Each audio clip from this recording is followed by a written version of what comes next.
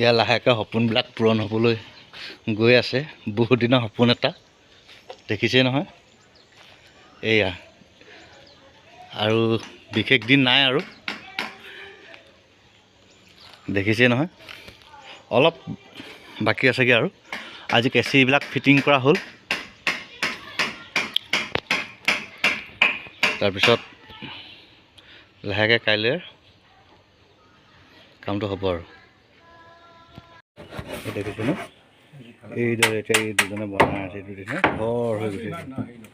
এইটো হ'ল এতিয়া ঘৰ, মানে ভঁৰালৰ ঘৰ। ভঁৰালৰ ঘৰটো এতিয়া দেখিছে টিং লগাবলৈ বাকী আছেগৈ আৰু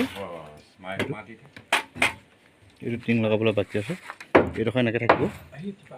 এইফালে মই গৈছোঁ দেই। দূৰৰ পৰা মাৰিলে বস্তুটো হেৰি হ'ব। মোৰ মানে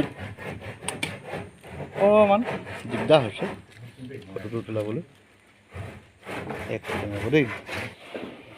দেখিছেনে আজি কি কয় হেৰি মাৰি আছে, টিং মাৰি আছে, টিং উঠাই আছে। এটা ছাইড টিং মাৰি হ'ল, এইটো ছাইড এই আপোনাৰ ঠিক ঠাক কৰি লৈছে আৰু এতিয়া এই ছাইডেও টিং মাৰিব। এয়া দেখিছেনে এই যোগেনদা উঠি গ'ল। এই ভাইখন তাই বি টানি টানি কাঠে টানি আছে আৰু দেখিছে নহয়। এইফালে দীঘলা আকৌ তলত, এইফালে দীঘলা আকৌ এইটো দেখিছেনে এনেই ঘূৰি ফুৰি আছে। তাক কৈ আছোঁ কাম কৰ কাম কৰ, নাই নুশুনে, তাল মাৰিছে। এইয়া দেখিছেনে এনেই দিলে এই টিঙৰ জোখ লৈছে।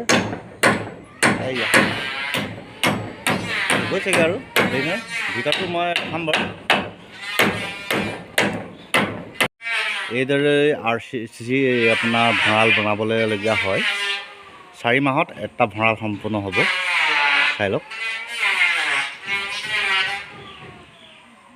বাঁহৰ কোনো কাম নাই, চব কাঠৰে হৈছে। এইয়া দেখিছেনে সম্পূৰ্ণ হোৱাকৈ 10% আছেগৈ আৰু দৰ্জাখন লগাব। দেখিছে ন এইকেইদিনে কাম কৰিছে।